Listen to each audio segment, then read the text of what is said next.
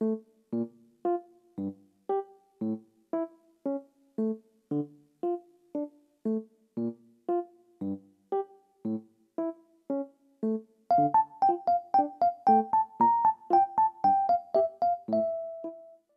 raconté l'amour qu'avaient mes voisins quand j'étais enfant, l'un pour l'autre. J'allais très souvent chez eux, je passais mes après-midi chez eux, je les regardais vivre, je trouvais ça incroyable. Jean non era famoso per essere molto bello. Germaine n'était pas très jolie non plus. Anche Germaine non era molto carina. Mais Jean adorait Germaine. Ma Jean adorava Germaine. Et Germaine adorait absolument Jean. E Germaine adorava assolutamente Jean.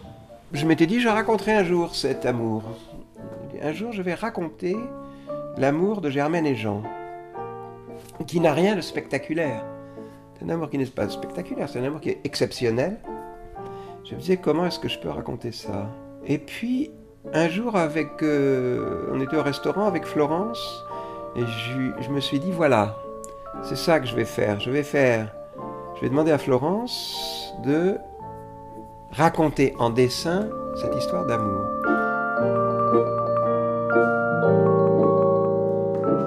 Donc il me racontait l'histoire et moi je mettais en case au fur et à mesure.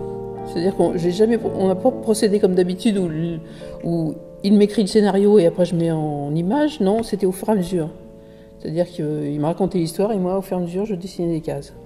Flo, tu peux nous faire Bordeaux dans les années 30? Flo, ci puoi fare Bordeaux negli anni 30?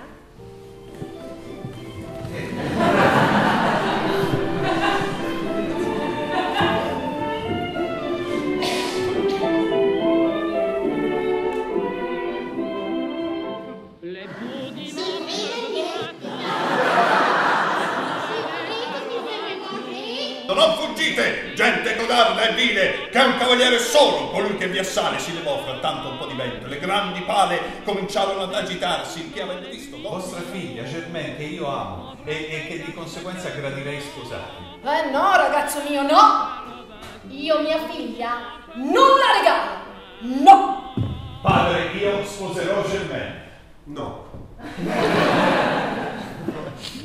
Meno male. Per me è stato meraviglioso perché il fumetto non è una cosa che è naturale per me. E per me era come mettere un fumetto in scena, era trovare un codice nuovo a questo, e raccontare questa storia fra racconto, fumetto, sopratitolo, traduzione, disegno, attori, non attori. Et à partir du moment où Clara te dit « Je voudrais faire un spectacle de ça », tu ne sais pas ce qui va se passer. Tu dis « D'accord, mais qu'est-ce que tu veux faire ?»« Non, mais j'ai des images, je vois, Elle ne te dit rien. Et quand je suis arrivé l'autre jour, c'était la surprise.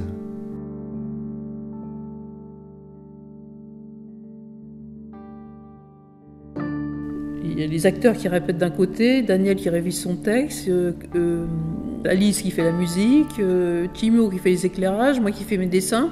Et puis tout ça, on travaille à peu près chacun dans notre coin, puis d'un seul coup, hop, quand tout est fini, ça se met ensemble et ça fait... eh bien c'est magique.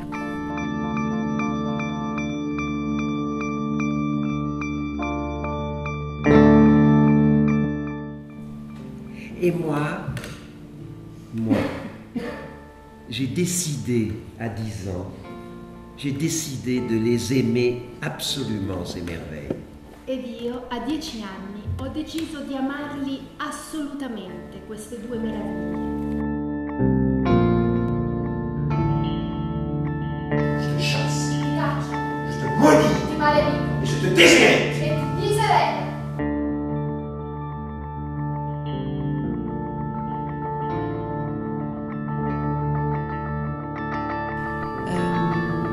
La pièce de théâtre a été fondée essentiellement au Funaro. Et du coup, quand moi j'étais à Paris, on n'avait pas tellement d'idées de la pièce de théâtre, de ce qui allait être dans la pièce de théâtre. Et du coup, la musique est née de la bande dessinée même.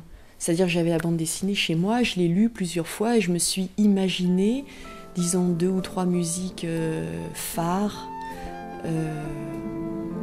en relation avec l'atmosphère de la bande dessinée. Germaine aveva un segreto in cucina. Elle ratait tout. Sbagliava tutti i piatti.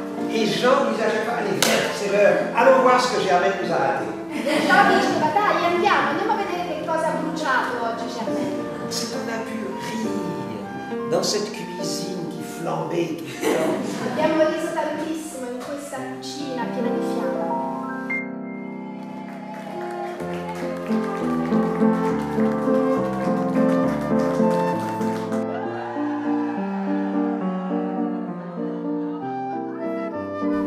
È stato un piacere ospitare ancora una volta il maestro Daniel Pennac, la compagnia mia con Clara Bauer e l'associazione Laila di Napoli, con i quali collaboriamo da tempo. Dopo una residenza di una settimana abbiamo realizzato una piccola cosa che probabilmente si svilupperà ancora nel tempo. E fa piacere che comunque ogni volta al Funaro succede qualcosa di speciale, perché anche questa volta, come è già stato per Journal d'Anco, abbiamo Massimiliano Barbini in scena e quindi proprio la condivisione è ancora più grande, ci unisce una collaborazione di tipo professionale, ma anche e soprattutto un'amicizia che è proprio, diciamo, quello che è lo spirito del nostro lavoro. E poi mi hanno detto, ma non fare quella faccia. Les meilleures choses ont une fin. Le migliori cose hanno una fine. C'est bien pour ça qu'elles sont les meilleures. È proprio per questo che sono le migliori. Alors Jean m'a donné ses livres. Allora Jean mi ha dato i suoi libri